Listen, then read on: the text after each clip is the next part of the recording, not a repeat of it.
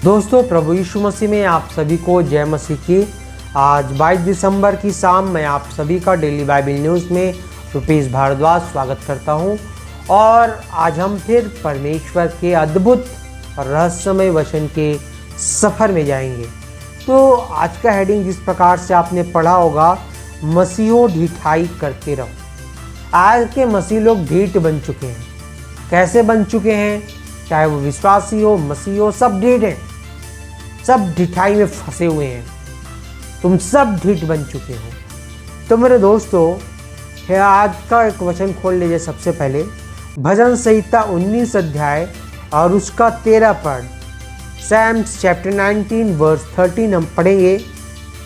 तू अपने दास को, कहने का मतलब हम विश्वासियों को, ढिठाई के पाप से बचाए रख, वह मुझ पर प्रभुता करने ना पाए, तब मैं सिद्ध हो जाऊंगा और बड़े अपराधों से बचा रहूंगा।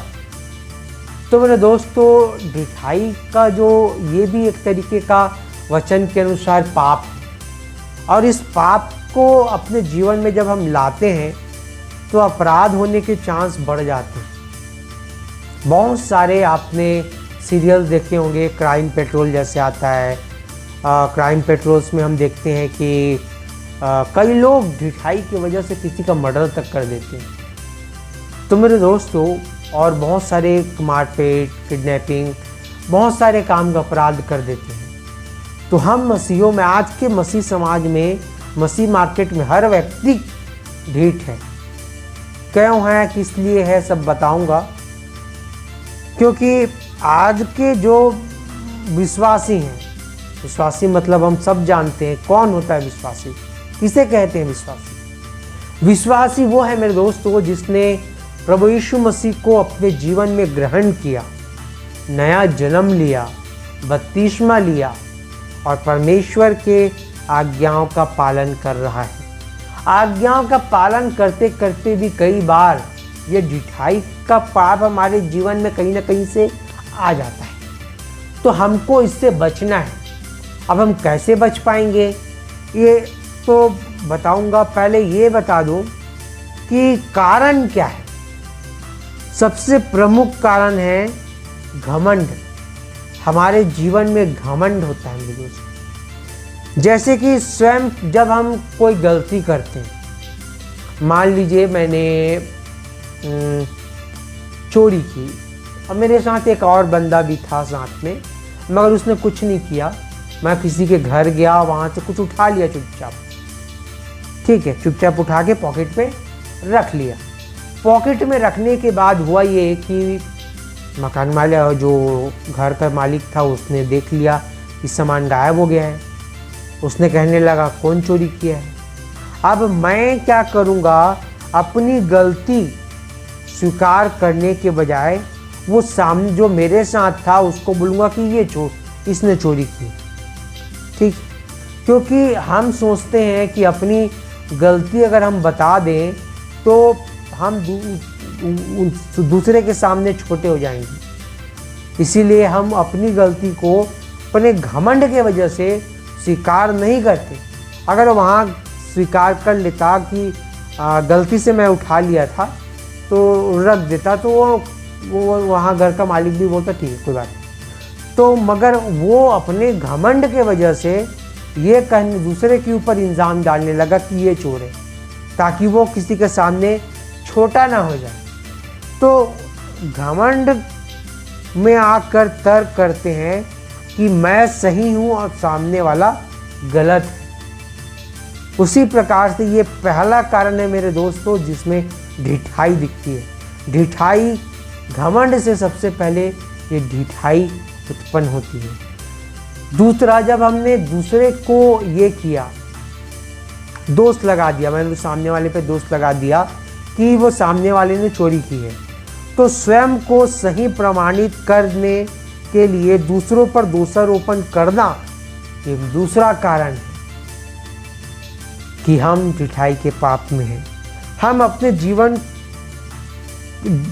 तो हम अपने जो जीवन है, जब हम इस ढिठाई के पाप में चले जाते हैं तो घमंड जब हमारे जीवन में रहता है, चाहे वो पैसा का घमंड हो, चाहे अपनी नाम का घमंड हो, इज्जत का घमंड हो, समाज में रुतबा का घमंड हो, बाकी बहुत सारे जिसमें हम घमंड कर सकते हैं, वो उसमें अगर आपके जीवन में किसी प्रकार का घमंड है तो आप ढीठ भी होंगे।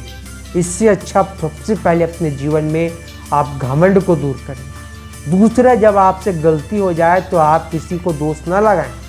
दोष लगाने से आप अपना जो जीवन है उसमें ये पाप, ढिठाई का पाप आपके जीवन में आ जाता है। वचन हमने पढ़ा था कि ढिठाई के पापों से बचाए। आप परमेश्वर से प्रार्थना करें रोज कि इस पाप से मैं बचा रहूं प्रभु, मेरे जीवन पे घमंड ना आने पाए।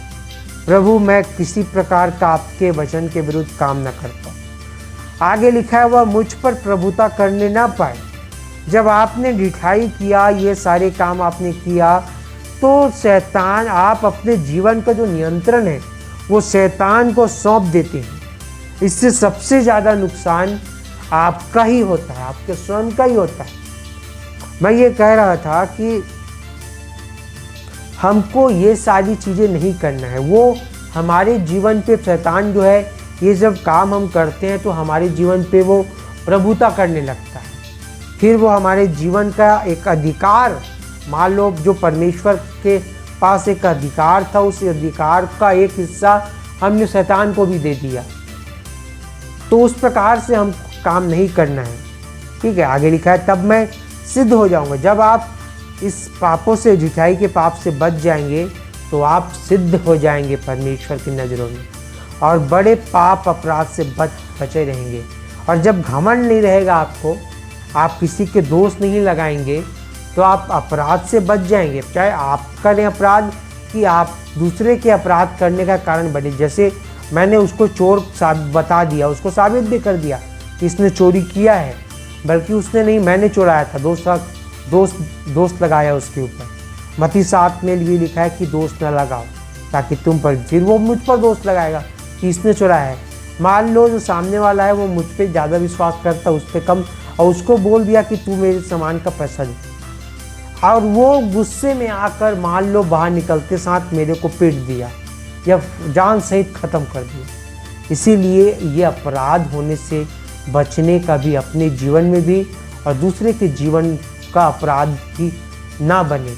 इससे अच्छा आप इस पाप से बचे रहें मेरे दोस्तों। आप जितना इस पाप से बचे रहेंगे, आप उतने सिद्ध होते जाएंगे। मिलते हैं दोस्तों कल, तब तक के लिए मैं आपसे अलविदा लेता हूँ। आप सभी को नमस्कार।